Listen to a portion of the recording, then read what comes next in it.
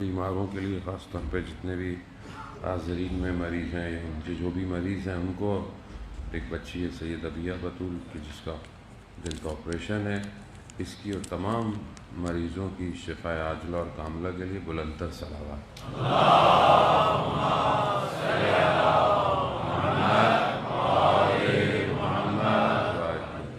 ایک سورہ فاتحہ 3 دفعہ سورہ توحید پڑھ کر تمام مومنین مومنات مرحومین، تمام علماء، تمام شہداء، اپنے تمام مرحومین، میرے مرحومین استاد شہید شفیع جعفر اور شیخ قاسم سلیمانی کو بسم اللہ الحمدللہ یا قانون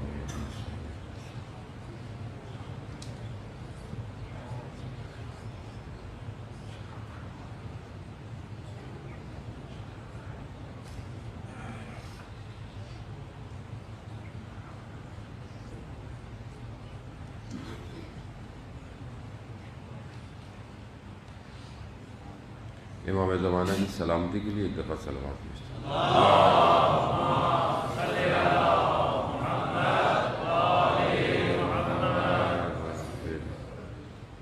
لا حول ولا قوة الا باللہ العلی العظیم حسبنا اللہ ونعم الوکیل نعم المولا ونعم النصیر اعوذ باللہ من الشیطان الرجیم بسم اللہ الرحمن الرحیم الحمد للہ الذی یؤمن الخائفین وینجی الصالحین ویضع المستکبرین ویہلک ملوکا ویستخلف آخرین والصلاة والسلام علی رسول ثقلین محبوب رب المشرقین والمغربین جد الحسن والحسین نبینا سیدنا بالقاسم محمد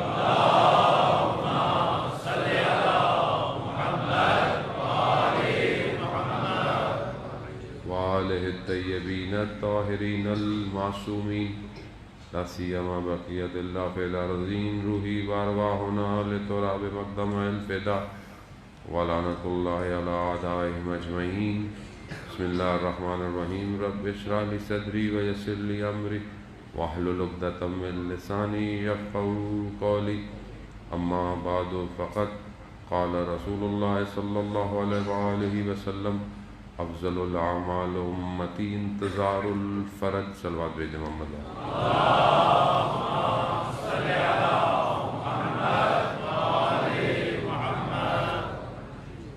عزاداران سید الشہداء، آج یکم سفر کی شب ہو گئی اور وہ بعض تاریخوں کے مطابق یہ لٹا ہوا کارواں شام پہنچ چکا ہے اور شام میں خود پہنچنا اور پھر شام میں بازار میں کھڑے رہنا اور پھر دربار میں کھڑے رہنا، وہ اپنے اپنے اندر یہ بہت مصیبتوں کو چھپائے ہوئے ہے کہ ہمارے لیے ان کو بیان کرنا بھی سخت ہے، لیکن انہوں نے برداشت کیا جو کھڑے رہے ان بازاروں میں نہ جانے کتنے گھنٹے۔ اور ہم تو ان چند دنوں میں بھی اپنی طرف سے جو انسان کوشش کرتا ہے عزاداری کو، آپ نے بھی کیا، یقیناً آپ مسلسل کر بھی رہے ہیں اور آگے آنے والے دنوں میں بھی انشاءاللہ آپ ان ایام میں عزاداری کو قائم رکھیں گے۔ ہماری گفتگو بہرحال چند دنوں میں جو توفیق ہوئی وہ یہی تھی کہ کربلا مقدمہ ظہور ہے، کہ ہم کربلا کو سمجھیں اور کربلا کے اس پورے واقعے کو مختلف زاویوں سے دیکھیں اور اس کو آج کے معاشرے پر تحلیل کریں اور پھر اپنے آپ کو دیکھیں کہ ہم کہاں کھڑے ہوئے ہیں۔ یہ جو مارکا ہے، یہ مارکا میں نے آپ کو پہلے بھی عرض کیا کہ یہ مارکا کوئی حادثہ چھوٹا موٹا نہیں تھا، اتفاقاً ہونے والا واقعہ بھی نہیں تھا۔ کربلا جو ہے وہ پری ڈیزائن تھا، پہلے سے اسے ڈیزائن کیا گیا تھا۔ خدا کا نمائندہ بہتر جانتا ہے کہ کس طرح قوموں کو بیدار کرنا ہے، اسی حساب سے اس نے کربلا کو سجایا اور کربلا تک پہنچے امام۔ اگر یہ واقعہ وہیں رہ جاتا یا دب جاتا تو آج واقعاً کسی کو پتہ بھی نہیں ہوتا اسلام کیا ہے اور اسلام کی اصل شکل کیا ہے۔ اور یہ جو آج تھوڑے بہت یزید لعین کو اچھا کہنے کے چکر میں ہے، یہ اگر نہ ہوتا اس طرح جس طرح ہوا ہے تو وہ ان کی طرح، ان کی زبانوں کی طرح وہ واقعاً امیر ہوتا۔ اس کی وجہ یہ ہے کہ جب گلی گلی، کوچوں کوچوں، محلوں میں، ملکوں میں جب امام حسین کا ماتم کیا گیا ہے تو دنیا کو پتہ چل گیا کہ یزید کتنا بڑا لعنتی تھا۔ اسی لیے یہ بڑا ضروری ہے، جیسے آپ کہیں کہ بھائی گھر میں کر لو، آرام سے کر لو، کیوں کرو؟ کیوں کریں آرام سے؟ جب ہم بھی مسلمان ہیں، ملک میں رہنے والے ہیں، جب غیر مسلم ملک میں رہنے والے لوگ جو حکومت مسلمانوں کی بھی نہیں ہے، وہ جب جلوس کے پرمٹ دیتی ہیں، وہ جب آپ کو اپنی مین سڑکوں پہ نکلنے کو کہتی ہیں نکلو، اور وہ سب دیکھتے ہیں کہ معاملہ کیا ہے، کیا معاملہ ہے، کیا ہے، تو بہرحال وہ ان کی ذمہ داری ہے، جو وہاں رہتے ہیں ان کی ذمہ داری ہے کہ امام حسین کے درس کو جو ان کی زبان ہے اس میں اس کو سمجھائیں۔ تو بہرحال یہ ضروری ہے کہ جب آپ باہر نکلتے ہیں، اور بہرحال علماء اکرام اس کی تاکید بھی کر رہے ہیں مسلسل کہ اربعین امام حسین علیہ السلام آ رہا ہے، تو آپ چہلم میں جو بھی آپ کے مرکزی جلوس ہیں جہاں پہ بھی ہوتے ہیں وہاں پر اپنی شرکت کو جو ہے وہ واجب قرار دیں، یعنی واقعاً وہاں پہنچیں اور دنیا کو دکھائیں، نہیں کہ یہ دکھائیں دنیا کو یہ دکھانے کے لیے کہ ہم بہت بڑی طاقت ہے، دنیا کو پتہ ہے ہم کتنی بڑی طاقت ہے، دکھانے کی ضرورت نہیں ہے آپ کو، دنیا کو پتہ ہے آپ طاقت ہے، اس لیے تو آپ سے گھبراتا ہے وہ۔ اگر آپ کو نہیں پتہ ہوتا اسے تو اسے کیا فرق پڑتا تھا، آپ کچھ بھی کرتے رہو۔ اسے پتہ ہے کہ یہ جو ہے وہ کروڑوں کی تعداد میں جمع ہو سکتے ہیں ہر سال اس سرزمین پر جہاں 61 ہجری میں ایک امام آیا تھا، کروڑوں کی تعداد میں اس کے لیے آ سکتے ہیں، تو جو ابھی ان کا امام ہے وہ آ گیا تو یہ کتنی بڑی تعداد میں باہر آ جائیں گے، یہی انہیں خوف ہے۔ بہرحال اس کو سمجھنے کی کوشش ہے بابصیرت ہو کر اور اپنے عقل اور خرد کے ساتھ اپنے ملک کے مسائل کو اور انٹرنیشنل پلاٹ کو انڈرسٹینڈ کرتے ہوئے کہ فرقہ واریت کی آگ کو جو ہے وہ ہوا دی جا رہی ہے اور لوگ بک جاتے ہیں، ہر جگہ بکتے ہیں، تاریخ یہ گواہ ہے کہ لوگ ہمیشہ سے بکتے رہے ہیں۔ تو ہمیں اپنے آپ کو دیکھنا ہے کہ سازش کیسی ہے، آپس میں لڑوانے کی سازش کیسی ہے، اس میں ہم اپنے آپ کو، اپنے جذبات کو قابو میں رکھیں، کنٹرول کریں، کوئی ایسی بات، کوئی ایسی چیز نہ کریں جس سے اس فرقے واریت کو ہوا ملے۔ تو بہت لوگوں کو ساتھ لے کے چلیں، ظاہر ہے صحابی رسول بھی ہیں امام حسین، اہل بیت بھی ہیں، تو تعظیم صحابہ کی بھی ریلی ہے اور تعظیم اہل بیت کی بھی ریلی ہے، تو آپ سب کو دعوت دیں، آپ سارے مسلمانوں کو دعوت دیں، بھائی صحابی رسول ہیں، آئیے۔ اب جو یزید کو اچھا کہہ رہا ہے یقیناً اس نے صحابی رسول کے خلاف اہانت کی ہے، ان کو ان کے توہین کی ہے نعوذ باللہ، اور اہل بیت کی بھی انہوں نے خدا نہ خواستہ، تو کم از کم اتنا تو حق بنتا ہے نواسہ رسول کا کہ آئیے، باہر نکلیے، سب جمع ہوں اور امام حسین کا چہلم منائیں، یہ پیغام آپ دیں، پوری دنیا کے لوگوں کو دعوت دیں، حسینیت کا درس دیں، اور اس ایک نقطہ اشتراک پہ جمع کریں، ایک وجہ اشتراک ہے اور وہ ہے آخری امام، وہ سب کا ہے اور وہی آئے گا ان سب کو ختم کرے گا۔ دعائے نطبہ جو یقیناً ہم لوگ پڑھتے ہیں اور آج بھی یقیناً ہم نے اس کا مطالعہ کیا ہوگا، دعائے نطبہ میں امام کے لیے جملہ ہے کہ کہاں ہے وہ جو ان تفرقوں کو اکھاڑ پھینکے گا، وہ وہی ہے جو ان فرقوں کو ختم کرے گا، اور کوئی بھی نہیں ہے ان فرقوں کو ختم کرنے والا، تو ہمیں اس کی طرف بڑھنا ہے۔ جان محترم، ہماری جو گفتگو چل رہی ہے وہ اس عالم میں ایک نجوہ ہو رہا ہے، ایک سرگوشی ہو رہی ہے۔ سورہ مجادلہ میں پروردگار یہ بیان کرتا ہے کہ شیطان نجوہ کرتا ہے، جب بھی تھوڑے سے لوگ جمع ہوتے ہیں آپس میں سرگوشیاں کرتے ہیں، ایک دستور اخلاقی ہے اس کے اندر کہ مثلا اگر چند لوگ بیٹھے ہوئے ہیں تو دو لوگ کان میں بات نہ کریں، خامخواہ اس کے ذہن میں غلط بات جاتی ہے، تو یہ دستور اخلاقی ہے۔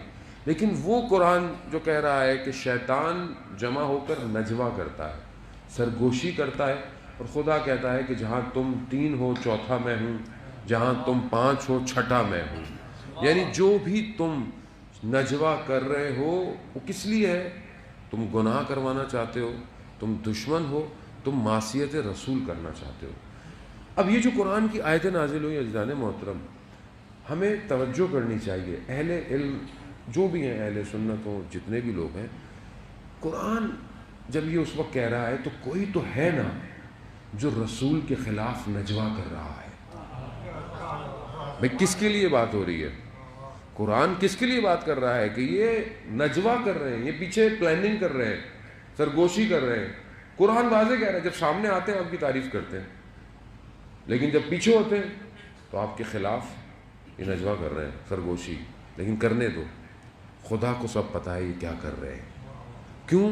کیونکہ شیطان جتنا بھی طاقتور ہو جائے اس کے علم سے باہر تو نہیں ہو سکتا، جتنی بھی اپنی طاقت اور حکومت کو بنا لے اس کی حکومت سے باہر تو نہیں ہو سکتا۔ تو جب تک خدا نے ڈھیل دی ہوئی ہے کر لو، لیکن جب پکڑ ہوگی تو پھر خدا پکڑ لے گا۔ تو یہ گھبرانے کی بات نہیں ہے کہ دشمن اس ٹائم نجوہ کر رہا ہے۔ اگلا حصہ کیا ہے کہ مومنین بھی نجوہ کرتے ہیں، یعنی مومنین بھی جو ہے وہ سرگوشی کرتے ہیں۔ اب اس زمانے میں یہ ہوتا تھا کہ ہر کوئی آتا تھا کہ رسول خدا سے کہ مجھے آپ سے بات کرنی ہے، تو رسول کے کان میں بات کر دیتا۔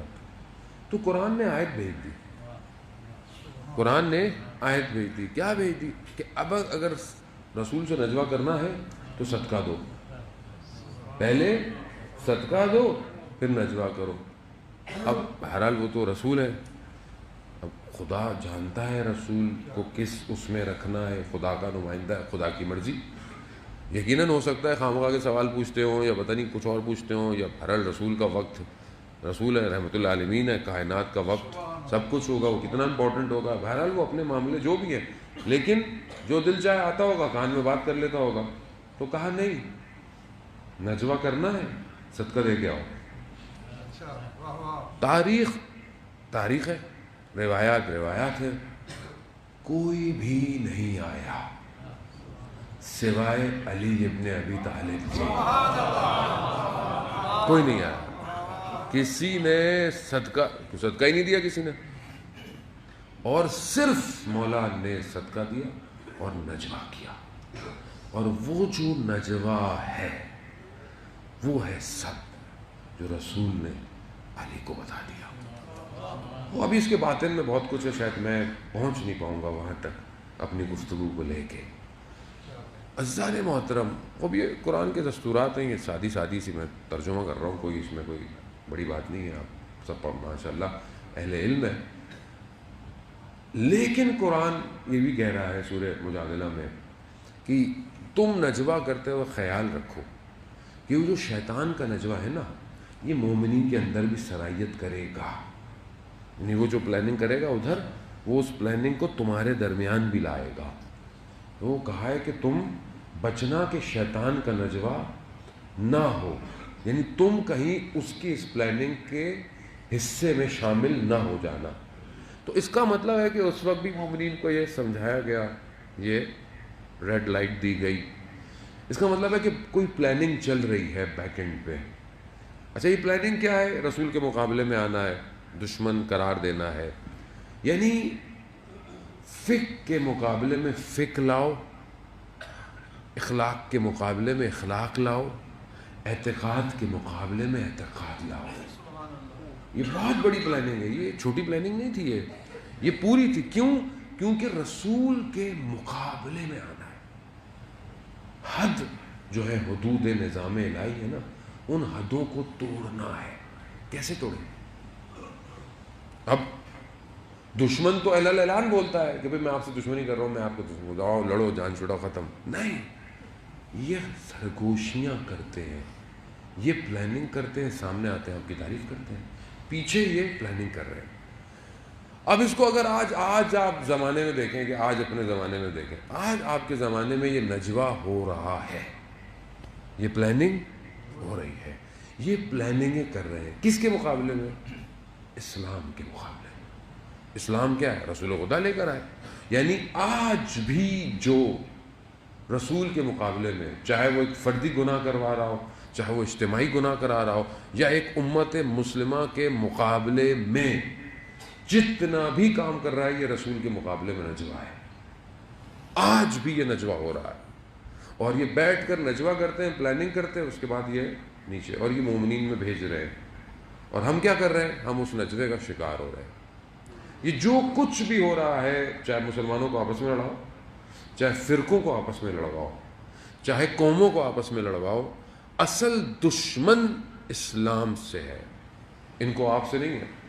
یہ اوپر سے دیکھتے ہیں, ان کو کوئی نہیں فرق پڑتا, سنی مر رہا ہے, شیعہ مر رہا ہے, انہیں کوئی فرق نہیں پڑتا ہے نا, آپ دونوں مرو, آپس میں مرو, لڑو مرو, انہیں کوئی فرق نہیں پڑتا.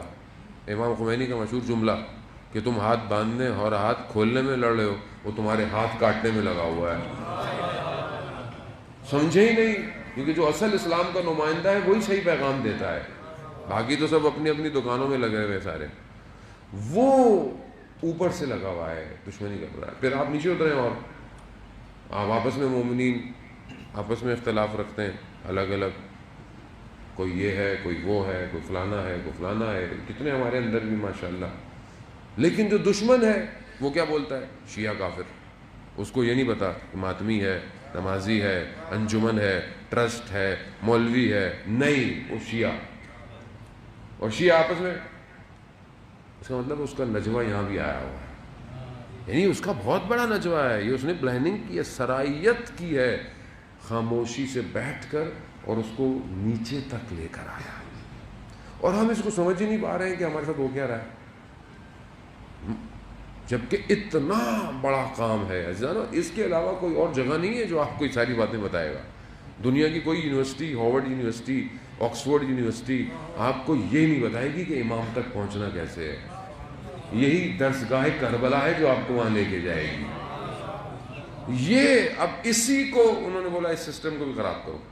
کیسے خراب کرو؟ لے کر آئے, بٹھاؤ, شکلیں بدلو, پہلے ایسی شکلیں, پھر ویسی شکلیں, پھر امامے بھی بنا کے بٹھا دیے لوگوں کو, چلو یہ بھی بنا دو. اب آپ کو خود دیکھنا ہے کہ یہ جو نجوہ ہے یہ شیطان کا ہے یا الہی نجوہ ہے. یہ آپ کو خود سمجھنا پڑے گا. جانے میں تو اب آپ کو ہر شخص کو ایک ایک انگلی پکڑ کے تھوڑی لے کے جا سکتا ہے آدمی. تو آپ خود باعقل ہیں جب آپ اپنی زندگی کے باقی معاملوں میں اتنے سمجھدار ہیں کہ کونے والا پلاٹ نہیں لینا, فلانا پلاٹ نہیں لینا, ایسٹ نہیں لینا, ویسٹ نہیں لینا, کھڑکی یہاں کھلنی چاہیے, وہاں نہیں کھلنی چاہیے, ہوا یوں نہیں آئے گی, وہاں نہیں آئے گی, یہ گلی چھوٹی ہے, یہ گلی چوڑی ہے, یہاں تو اتنے آپ لگے ہوئے ہیں, اور آخرت کے پلاٹ میں کوئی فکر نہیں ہے ہماری.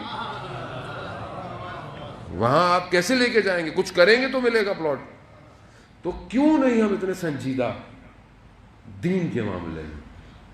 دین صرف مسجد میں تھوڑی ہے, دین آپ کی پوری زندگی میں ہے, دین آپ کے ہر گھر میں, کام میں, بزنس میں, ہر چیز میں آپ کے.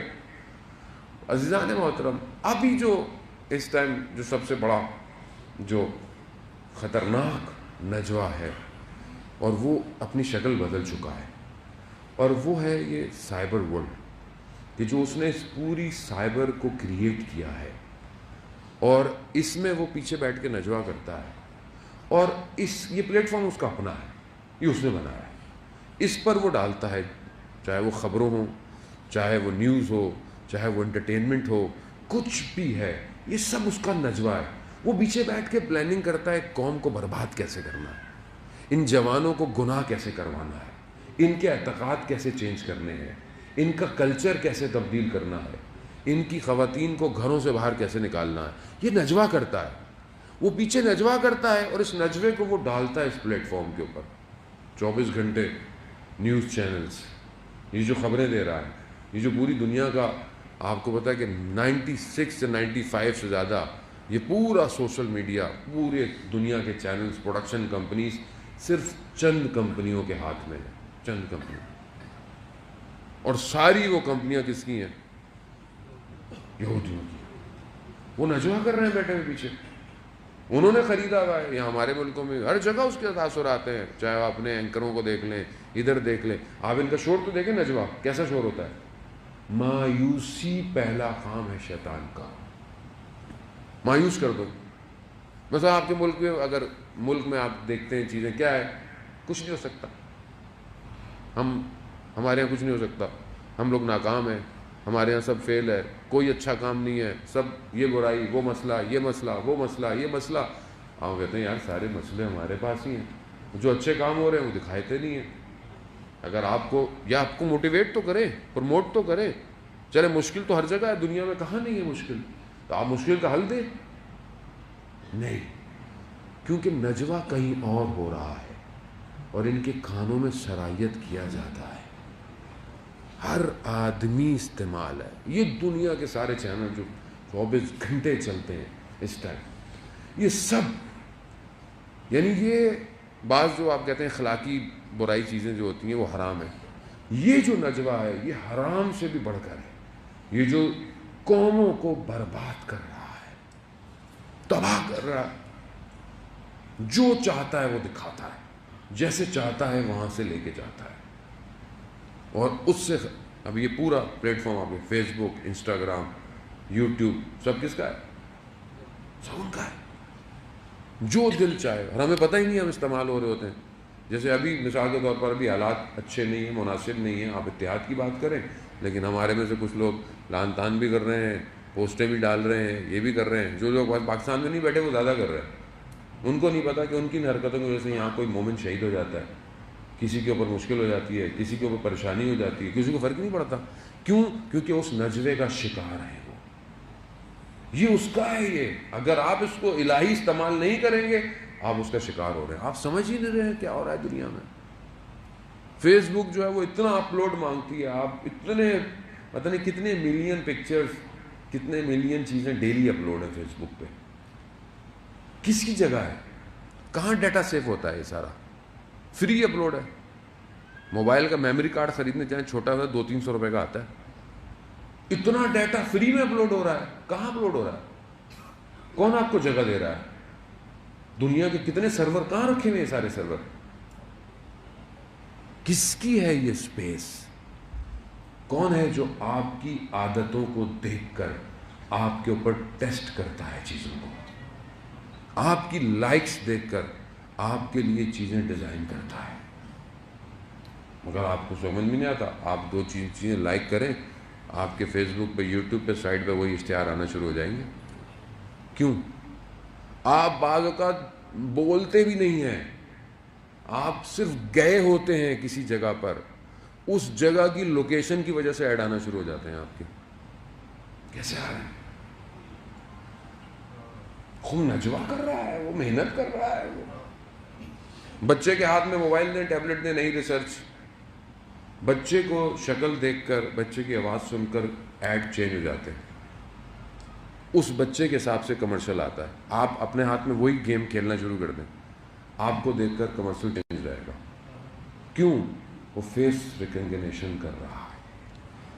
آپ نے، ہم تو خود ہی دیتے ہیں نا بھائی، وہ موبائل تو دیکھیں میرے منہ سے کھل جاتا ہے، وہ آپ کے سارے فیس فیچر لے رہا ہے، آپ کی فنگر پرنٹس، آپ کی ساری چیزیں اس نے ڈیٹا لے لیا ہے، ایک ایک شخص کی انفارمیشن اس کے پاس، وہ آپ کی ساری انفارمیشن رکھتا ہے، آپ سے بغیر پوچھے وہ آپ کی باتیں ریکارڈ کرتا ہے، وہ آپ کی ویڈیو ریکارڈ کرتا ہے، وہ نجوا کر رہا ہے۔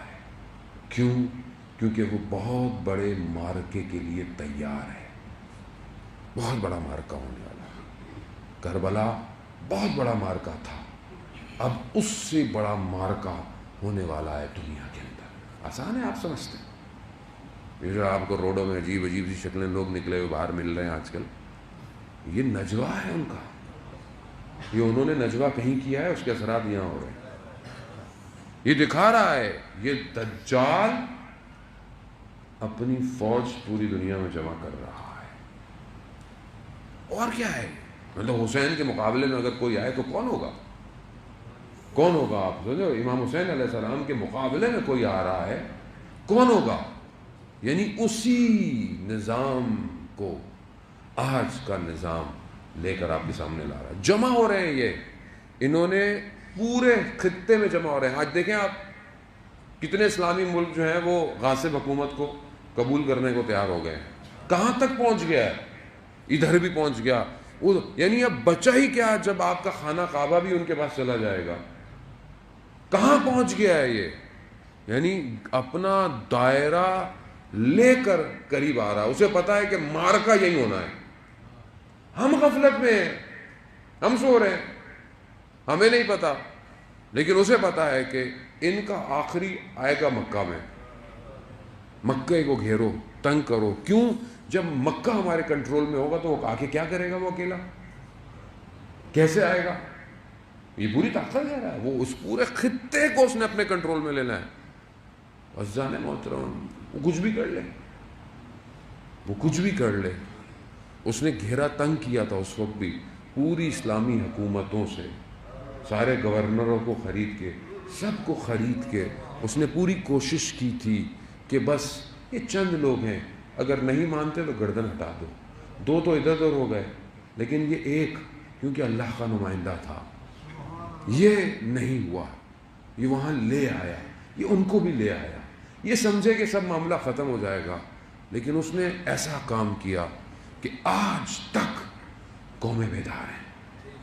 اور یہ پیغام دے دیا کہ جب بھی عالم اسلام میں اگر یزیدیت جیسا وائرس آئے گا تو یہی ایک ایسا سافٹ ویئر ہے ولایت علی ابن ابی طالب کا کہ اس وائرس کو دور کر دے گا.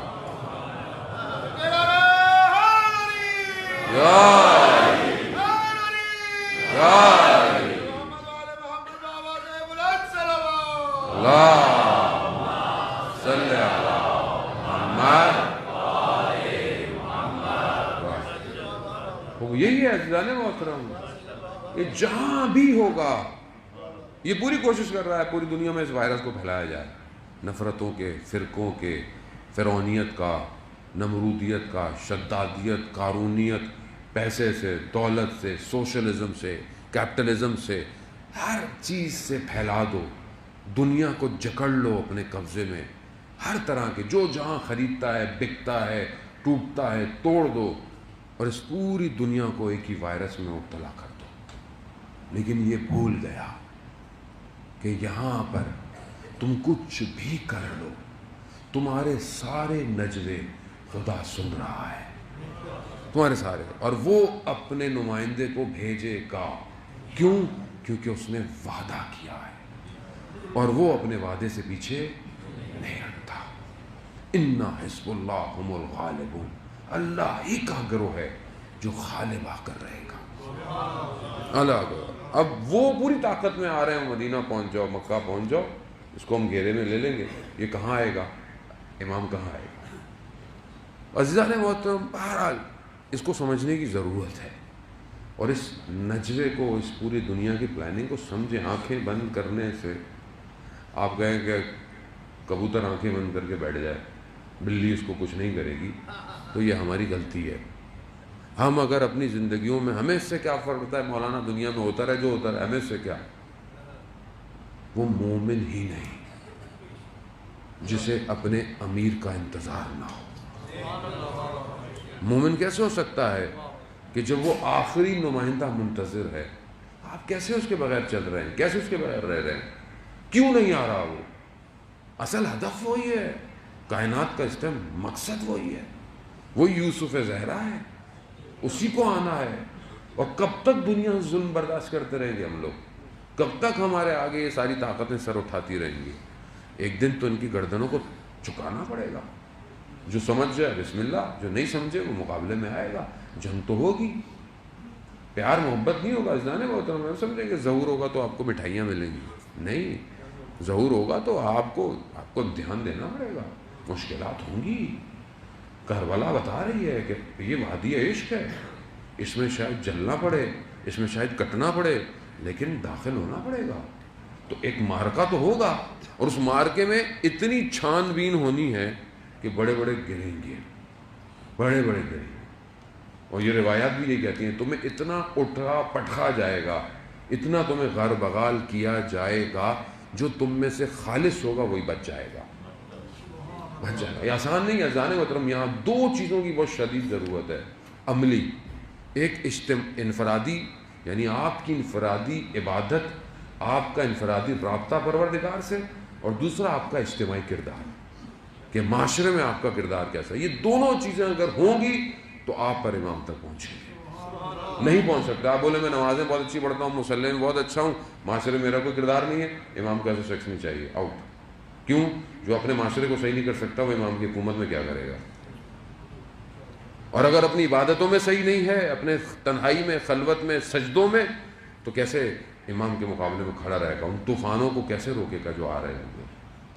تو یہاں پر بہت ضروری ہے کہ وہ جو روایات ہے امام محمد باقر علیہ الصلوۃ والسلام، اللہم صلی علی محمد وآل، وہ روایت جو کہ بہرحال امام جہاں توصیف کر رہے ہیں، صفات بتا رہے ہیں ان کی، کہ جو امام تک پہنچیں گے کہ وہ اشارہ کریں گے، درخت اپنی جگہ چھوڑ دیں گے اور وہ قدم بڑھائیں گے تو ان کا اگلا قدم مدینہ میں ہوگا.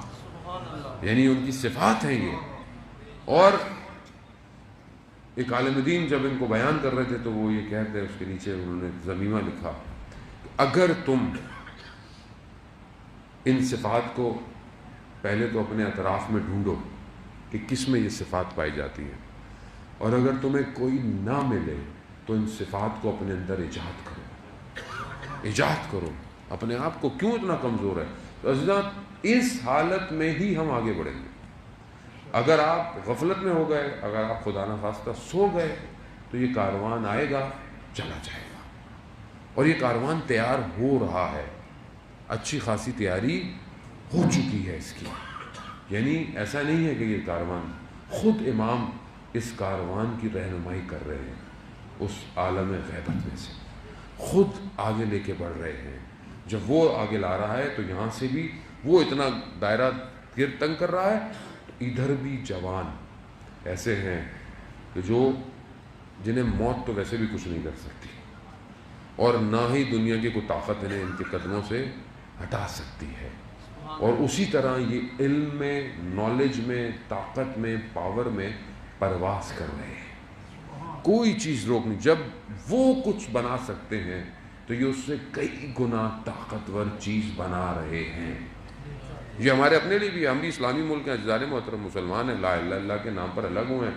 بہرحال آپ کا اچھا خاصا مجمع جو ہے وہ آرمی کا بھی ہوتا ہے، فوج کا بھی ہوتا ہے، ڈیفینسو بھی ہوگا، کرنل بھی ہوگا، جنرل بھی ہوگا، لوگ بھی ہوں گے، سپاہی بھی ہوں گے، ڈیفینس ہیں. ہم کہاں ہیں بحیثیت قوم؟ ہماری فوج کہ جو بہرحال دنیا کے نامور دنیا کی فوجوں میں سے ایک فوج ہے، یہ امام زمانہ کے لیے کیا کر رہی ہے؟ سوال ہے. کوئی مسلمان تو ہیں سارے، خدا نخواستہ فوج میں تو کوئی ہندو نہیں ہوتا میرے خیال میں، یا تو میری نالج نہیں ہے، ہوگا بھی تو شاید کچھ ہوگا، کرسچن بھی ہو سکتا ہے. اگر کرسچن بھی ہو تو حضرت عیسیٰ کا تو انتظار کر ہی رہا ہوگا، لیکن زیادہ تو مسلمان ہی ہیں. تو بحیثیت مسلمان ہم امام زمانہ کے لیے کیا تیاری کر رہے ہیں؟ یا تو ہمارا ایمان نہیں ہے. اگر ہمارا ایمان ہے، مسلمہ عقائد ہیں، اہل سنت کی مسلمہ عقائد ہیں کہ امام کا ظہور ہوگا، تو ہم بحیثیت ایک اتنی بڑی آرمی، اتنی بڑی طاقت جو خدا نے ہمیں دی ہے، نعمت دی، صلاحیت دی، ہم امام زمانہ کے لیے کیا کر رہے ہیں؟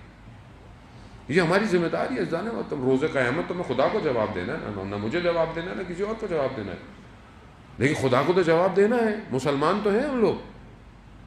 جب مسلمان ہیں تو خدا کو جواب دینا ہے کہ ہمیں تمہیں اتنی طاقت دی تھی، ہم نے تمہیں اتنی صلاحیتیں دی تھی، تم نے امام زمانہ ہمارے آخری حجت کے لیے کیا کیا؟ کیا کر رہے ہو اس ٹائم دنیا میں؟ کتنا تم زمینہ فراہم کر رہے ہو کہ کل تم امام سے ملو گے جا کے، یا خدا نخواستہ امام کے مقابلے میں آؤ گے؟ یہ سوالیہ نشان ہے عزیزان محترم. یہ نہ اگلے سال سے مجھے مجلس پڑھنے سے منع کر دیں. یہاں پہ صلوات بھیج دیں محمد صلی اللہ محمد. دیکھیں ہم تو سرباز امام زمان ہیں، ٹھیک ہے، ہمیں تو امام کی نوکری کرنی ہے، ٹھیک ہے. اب جو امام کی نوکری کرے گا ہم اس کو سر آنکھوں پہ، لیکن اب جو امام کے مقابلے میں آئے گا عزیزان محترم، تو پھر کس کربلا پہ روئے، کس کربلا پہ گریہ کیا؟ تو جب اللہ نے صلاحیت دی ہے، اتنی طاقت دی ہے، تو اس کو اللہ کی راہ میں خرچ کریں، نہ کہ دنیا کی راہ میں خرچ کریں۔ کس چیز کا خوف ہے؟ کس چیز کا خوف ہے؟ مرنے کا خوف ہے؟ وہ مرتا تو ہے ہی نہیں ہمارے یہاں، ویسے شہید ہے۔ اور شہید کو قرآن کیا کہہ رہا ہے کہ تم گمان نہ کرو، گمان نہ کرو کہ جو اللہ کی راہ میں مارا جا رہا ہے، بلکہ بل احیاء، بلکہ زندہ ہے، عند ربہم یرزقون، اللہ کے نزدیک رزق پا رہا ہے۔ تو ہم ہر فیلڈ میں ہوں، چاہے بہرحال ہم ایجوکیشن میں، آئی ٹی میں، کسی میں جانے، ہمیں محنت کرنی ہے۔ ہمیں جب ہم خدا کی خاطر، امام کی خاطر بڑھیں گے تو ہمیں علم بھی عطا ہوگا، ہمیں یہ ساری چیزیں۔ اگر ہم امام کی خاطر نہیں بڑھیں گے تو پھر شیطان کا نجوہ ہوگا اور شیطان ہی کا علم عطا ہوگا۔ جب شیطان کے ماننے والے اتنی ٹیکنالوجیاں بنا رہے ہیں، دکھا رہے ہیں، ہمیں یوں دکھا رہے ہیں، تو ہم نہیں بنا سکتے؟ کیوں نہیں بنا سکتے؟ اس کی ٹیکنالوجی کھوکھلی ہے ساری۔ کیوں؟ کہ اس کے پیچھے بیٹھنے والے کا ایمان، عقیدہ نہیں ہے۔ ہمارے والا جو ہوگا اس کے پاس ایمان بھی ہوگا، عقیدہ بھی ہوگا، عبادت بھی ہوگی، بندگی بھی ہوگی۔ تو وہ کہاں لے کے جا رہا ہے اپنے آپ کو؟ کیا اس مقابلے میں لایا ہے کہ ہم امام کے لیے تیار ہیں؟ عزیزان محترم، ہمیں اس طرح سوچنا چاہیے۔ دیر کر رہے ہیں ہم ظہور میں، ہم خود دیر کر رہے ہیں جب ہم آمادہ نہیں ہیں۔ روز جمعہ ہے ویسے بھی بہرحال، اور متوقع ظہور کا دن تھا جو کہ گزر گیا، اور امام آج بھی نہیں آیا۔ میں نے کیا کیا آج امام کے لیے؟ یہ میں اپنے آپ سے سوال کروں۔ آپ نے کیا کیا؟ آپ خود اپنے آپ سے سوال کریں کہ آج ہم نے امام کو کتنا یاد کیا؟ صبح سے کون سا ایسا کام کیا جو صرف امام کے لیے ہو؟ جمعے کا دن تھا نا، ہفتے میں ہر دن آپ کو پتہ ہے ایک معصوم کا ہے، چند معصومین کا ہے، کسی کا ہے۔ جمعے کا دن امام کا دن ہے، ایک دن ہفتے میں امام کا دن ہے۔ اچھا، ہونا تو یہ نہیں چاہیے، ہونا تو یہ چاہیے ہر روز، ہر لمحہ ہم امام کو یاد کریں۔ حقیقت تو کربلا یہی کہتی ہے، لیکن ایک دن ہفتے میں ہے تو اس ایک دن میں بھی ہم نے اپنے وقت کے امام کو کتنا یاد کیا، کتنا یاد کرنا چاہیے تھا۔ آیت اللہ شمس الدین اپنی کتاب میں بیان کرتے ہیں کہ لوگ اکثر سوچتے ہوں کہ میں بہت زیادہ آیت اللہ شمس الدین کی کتاب سے حوالے دیتا ہوں۔ مسئلہ یہ ہے کہ 40 جلد تقریباً کتاب ہے ان کی، 40 والیومز پہ، تو وہ میں پڑھ ہی نہیں پا رہا پوری۔ تو جتنا میں اس میں سے پڑھتا ہوں میں ظاہر ہے انہی کا ہی نام لوں گا، ظاہر ہے۔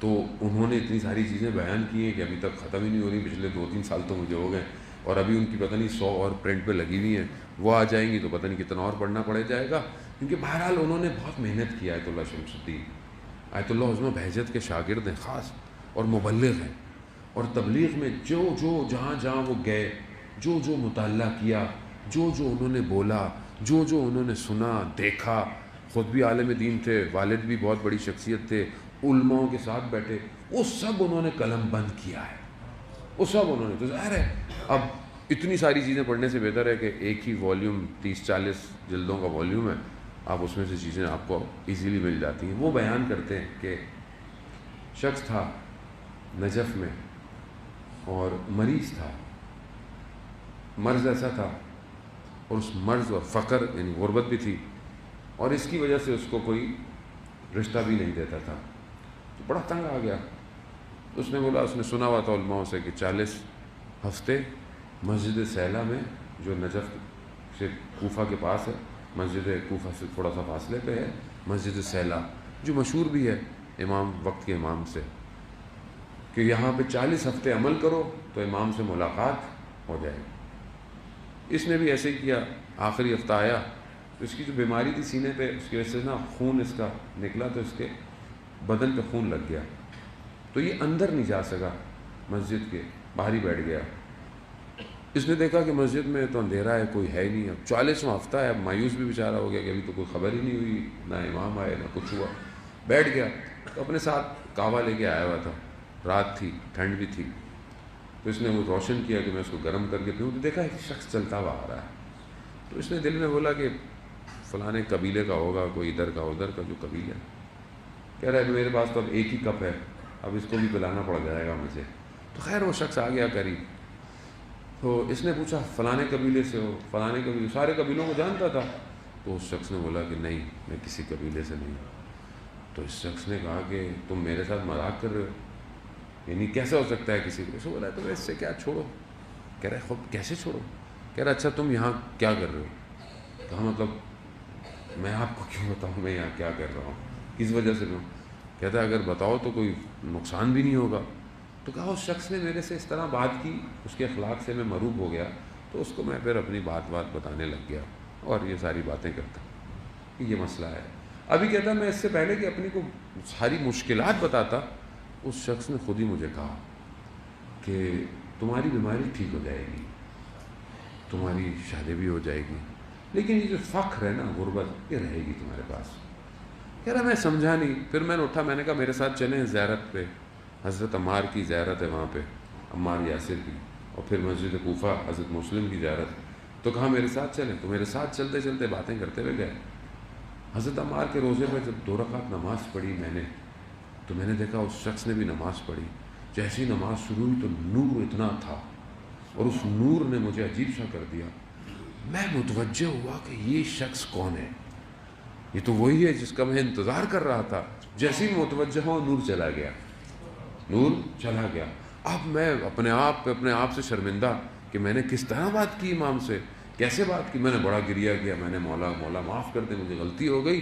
اور دیکھیں آپ نے کہا تھا کہ حضرت مسلم کی زیارت تک چلیں گے، تو دوبارہ حضرت مسلم کی زیارت تک تو میرے ساتھ آ جائیں۔ کہتا ہے میں مسجد کوفہ میں گیا تو میں نے دیکھا کہ وہ نور دوبارہ آیا، اور مسجد کوفہ گیا اور حضرت مسلم کی زیارت کی۔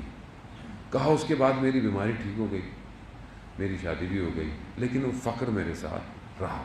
عزیزان محترم، امام، ہم اپنی حاجتوں کے لیے امام کو پکارتے ہیں، یقیناً پکارتے ہوں گے، لیکن میرے خیال میں جو مجھے محسوس ہوتا ہے، میں آپ کو نہیں کہہ رہا، شاید میں جس طرح اپنی حاجتوں میں بھی امام کو پکارنا چاہیے نا، وہ بھی نہیں پکارتا، مجھے محسوس ہوتا ہے۔ یعنی میں اگر کسی مشکل میں گرفتار ہوتا ہوں، چاہے مشکل مالی ہو، چاہے بیماری ہو، چاہے روحی مشکل ہو، ابھی ہمیں تو لگتا ہے نا صرف مالی مشکل ہے، بیماری مشکل ہے، بدن یہی ہے، لیکن اس سے بڑھ کر مشکل روح کی مشکل ہوتی ہے۔ یعنی روح گرفتار ہے، کسی گناہ میں گرفتار ہے، کسی چیز کا شکار ہے، ذہنی چیز کا شکار ہے، مشکلات ہیں، انسان ڈپریشن میں، بہت 100 چیزیں ہو سکتی ہیں۔ کیا میں نے اپنے امام کو پکارا صدق دل سے کہ مولا مجھ سے نماز شب میں اٹھا نہیں جاتا، مولا کرم کیجیے، اپنی تہجد کی نماز میں میرے لیے دعا کریں مولا؟ کبھی میں نے اپنے امام کو ایسی گفتگو کی؟ کبھی میں نے پکارا کہ مولا کہ میرا کیا ہوگا، زندگی میری گزرتی جا رہی ہے اور میں آپ کو دیکھ نہیں پا رہا؟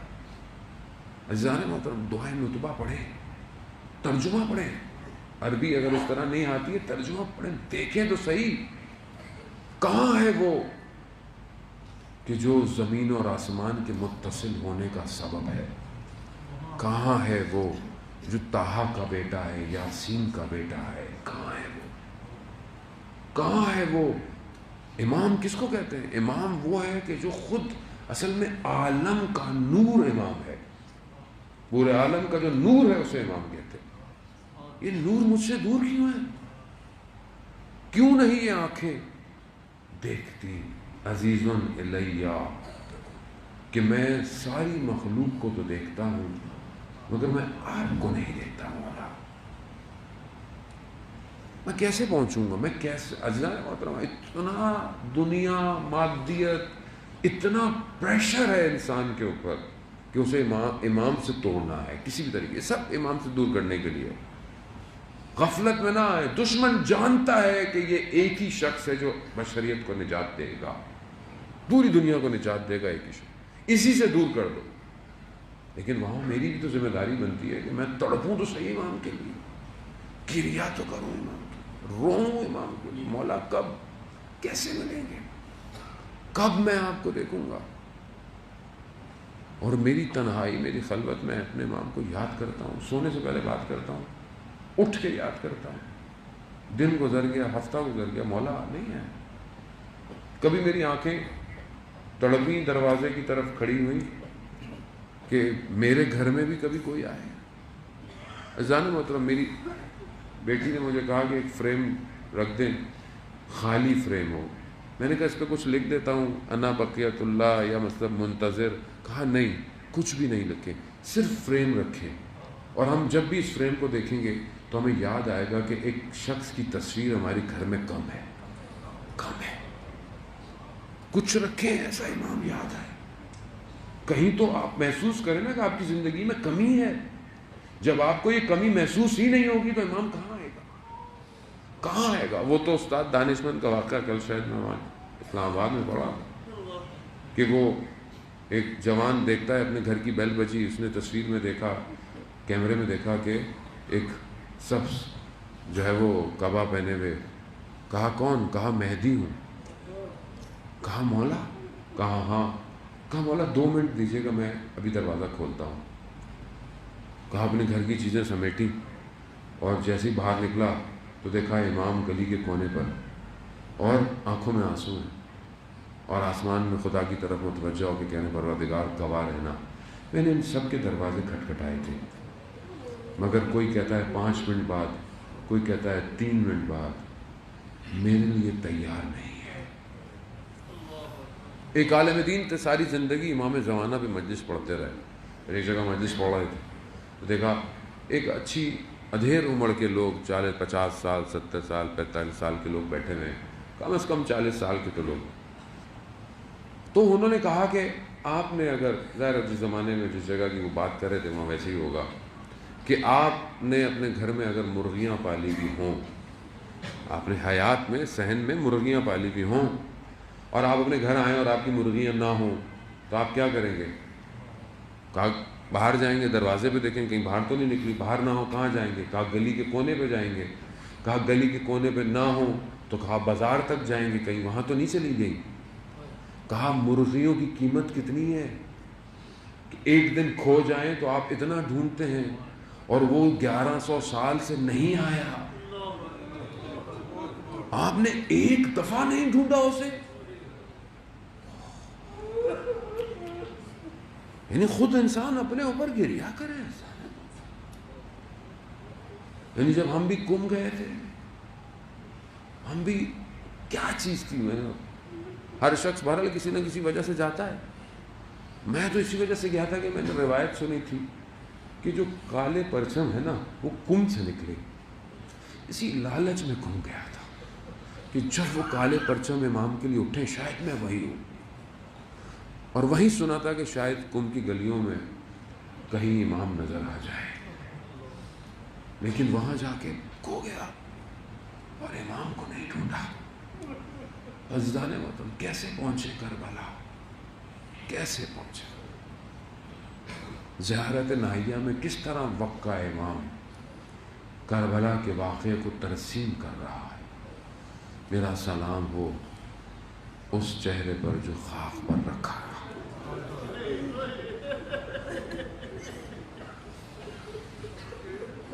ایک ایک کر کر امام نے سلام دیا. ہاں دادا، بیان ہوتا ہے کہ وقت کے امام کو بھی جو غم ہے نا سب سے زیادہ، وہ اپنی پھوپھی کا غم ہے. یقیناً یہ غم کوچہ و بازار کا غم. ہاں بڑا گریہ کیا آپ نے، اور یہ ایام ویسے بھی اسارت کے ایام ہیں.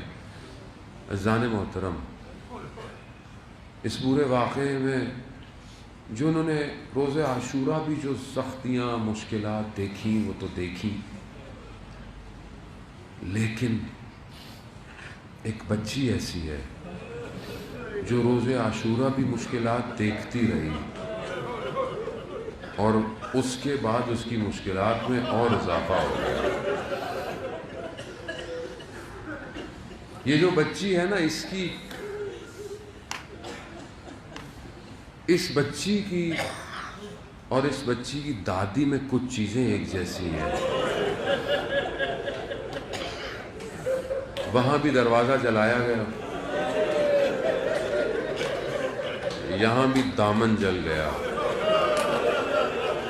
اللہ، بڑا سخت ہوتا ہے میرے لیے بھی پڑھنا.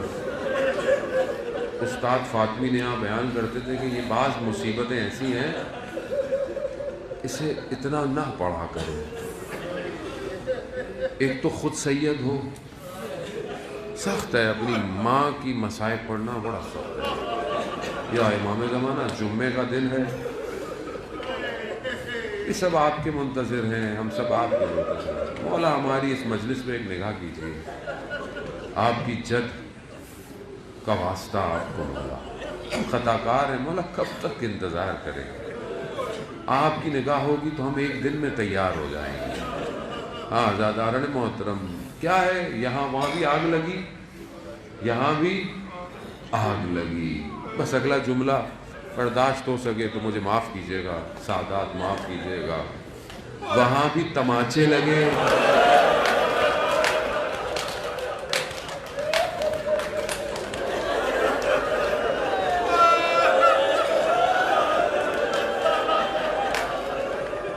یہاں بھی تماچے لگے.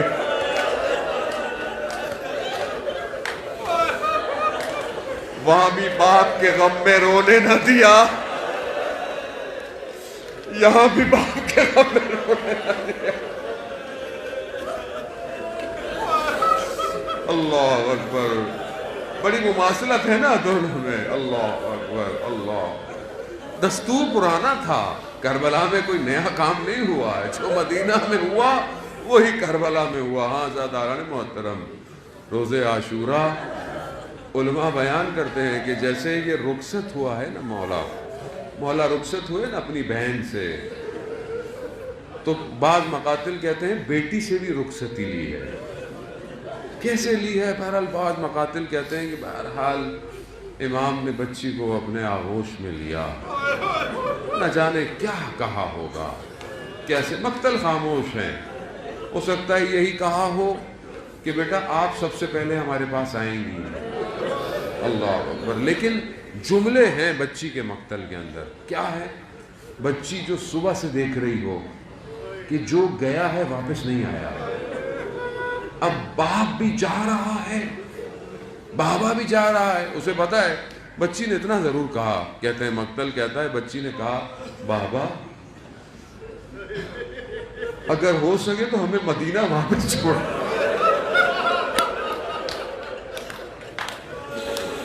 کیوں؟ بچی جانتی تو کوئی ہے ہی نہیں، نہ علی اکبر ہے نہ عباس ہے، کون ہے؟ مولا کہتے ہیں بیٹا اب ممکن نہیں ہے، اب اجازت نہیں ہے، وقت نہیں رہا اب. ہاں زاداران تم مولا گئے، میں نہیں پڑھوں گا مولا کس طرح گئے، کیا ہوا مولا کے ساتھ، یا آپ سنتے رہتے ہیں. صرف اتنا پڑھوں گا، باپ کے جنازے پر بیٹیاں زینت ہوتی ہیں. بس اتنا پڑھوں گا. جب وہ سب ہو گیا، جو ظلم ہو سکتا تھا ہو گیا، تو بچی جب آ کر اپنے بابا کے بدن سے لپٹی ہے نا، تو پیار سے نہیں ہٹایا انہوں نے تازیانے مارے، انہوں نے تماچے مارے، بچی کو جدا کر دیا. ہاں زاداران محترم، شام غریبہ آ گئی. اب میری بی بی بچوں کو جمع کر رہی ہے، دیکھا ایک بچی نہیں. کہاں ہے بچی؟ دیکھا مقتل اندھیرا، مقتل میں سر بریدہ لاشیں، نہ کسی کو بدن کا پتہ نہ کسی کا پتہ. لیکن جب دیکھا بچی ایک سر بریدہ بدن پہ سو رہی ہے، پوچھا بیٹی کیا کر رہی؟ کہا بابا کے سینے پہ سو رہی. کہا آپ کو کیسے پتا یہ آپ کے بابا کا سینہ ہے؟ یہ یاد رکھیے گا. بس ایک جملہ اگر آپ کو دوبارہ ذہن میں رہے تو یہ جملہ یاد رکھیے گا. بچی رات کے اندھیرے میں بابا کے سینے پہ سو گئی، یہ بچی یاد رکھیے گا. کہا بیٹا آپ کو پتا کیسے چلا؟ کہا میں تو بابا بابا کر رہی تھی. ہاتھ بلند ہوئے، الیہ الیہ. آخری دفعہ سونا ہے نا، اب نہیں ملے گا سکینہ، اب آپ نہ جانے کیسے گزریں گی. اب سینے پہ علی اصغر سوئے گا. وقت گزر گیا.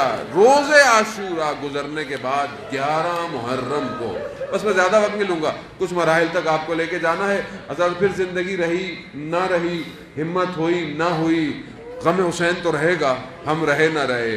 پھر خدا نے توفیق دی تو خود خدا کرے کہ یہ بچی ہماری شفاعت کروائے اپنے جد و اجداد سے. بچی گزری 11 محرم کو جب کاروان کو گزارا نا، تو میں نے آپ کی خدمت میں پہلے عرض کیا تھا نا کہ اس بدن کی حالت ایسی تھی کہ سید سجاد برداشت نہ کر پائے. بی بی زینب نے اپنے آپ کو گرا دیا اس بدن کو کہ جس پر نیزوں کے نشان ہیں، جس پر کچھ باقی نہیں ہے، سر بریدہ ہے، کٹی ہوئی رگوں پہ خاک کربلا کی اٹی ہوئی ہے. اب اس بدن کو جس پر رات کو سوئی تھی، جب دن میں اس کو دیکھا نا تو کہا پھوپھی جان یہ کس کا بدن ہے؟ غربت امام حسین، یعنی بچی اپنے بابا کو پہچان نہ پائی. ہاں عزیزان محترم، وقت گزرتا گیا، جہاں جہاں یہ بچی جاتی تھی، جب بھی یہ سر اٹھاتی تھی تو نیزے میں بابا کا سر، آنکھوں سے آنسو، نہ جانے کس حسرت سے، لب خاموش، کس طرح اپنے بابا کو دیکھتی ہوگی، کیا کہنا چاہتی ہوگی، کیا کہے بابا سے. بابا یہ کیا ہے؟ سب سمیٹ رہی ہے، یہ سارے رستے کے غم، یہ مشکلات، ان باتوں کو جمع کرتی ہوئی یہی بچی شام کے زندان پہنچی. اب جب پہنچی نا تو اب اس سے برداشت نہیں. بابا بابا بابا، جب بابا بابا کیا نا تو یزید لعین تک آواز پہنچی. معاملہ کیا ہے؟ کہا بچی بابا کو پکار رہی ہے. عزیزان موت، عزاداران موت، اس کو شاید وہ سمجھ سکے جن کی اپنی چھوٹی بچیاں ہیں. محسوس کرنے والی بات، بہت سی چیزیں محسوس کیا جا سکتا، بیان نہیں کر سکتا. چھوٹی بچیاں جو ہوتی ہیں نا، جب آپ گھر سے نکلتے ہیں نا تو آپ کے لپک جاتی ہیں، جانتی ہیں روز جائے گا روز آئے گا، پھر بھی پوچھتی ہیں بابا کب آؤ گے، بابا میرے لیے لائے کیا ہو. بچی ہے نا، چھوٹی بچیاں ایسی ہوتی ہیں. اب جب بچی نے بابا بابا کیا نا تو اب بچے جب روتے ہیں، گریا کرتے ہیں، تو آپ کیا دیتے ہیں کہ کچھ ایسا دیا جائے کہ دل بہل جائے. اب یہاں کیا آیا؟ تشت. یہاں تشت آیا. کپڑا ہٹا، کیا دیکھا؟ سر بریدہ، بالوں میں خاک، چہرے پہ زخموں کے نشان، ہونٹوں پہ خون کے نشان. یہ بچی کو دیا گیا. کوئی اس کو بیان نہیں کر سکتا اس کیفیت کو جو اس بچی کی تھی.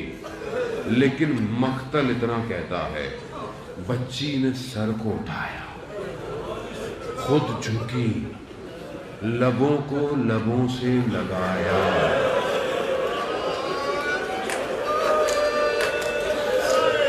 اب جو رستے کے غم تھے نا، اب بولنا شروع ہو گئی. من الذی، بابا بابا کہاں تھے؟ بابا خیموں کو آگ لگی کہاں تھے؟ بابا تماچے لگے کہاں تھے؟ بابا تازے آنے لگے کہاں؟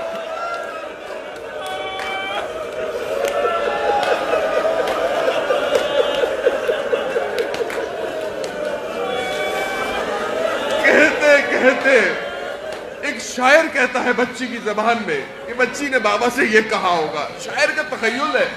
کیا کہتا ہے؟ بابا اس شہر کا قانون عجیب تھا، اس شہر کا قانون عجیب تھا، یہ یتیموں سے پیار نہیں تماچے مارتا. بس آخری جملہ عزاداران محترم جب یاد آئے تو گریا کیجئے گا. آپ سے التماس سے دعا، پھر زندگی رہی تو پھر جان میں طاقت ہوئی. بچی کہتی ہے بابا بابا اگر یہ مجھ سے کہتے نا تو میں گوشوارے خود دے دیتی. مگر انہوں نے یہ کہتے کہتے خاموشی ہو گئی. بی بی زینب سمجھی ہوں گی بچی سو گئی. اب آگے کیا دیکھا؟ ایک طرف سر، ایک طرف سکینہ. انا للہ و انا الیہ راجعون. ہائے غربت امام سجاد، اسی جلے ہوئے کرتے میں شام کا زندہ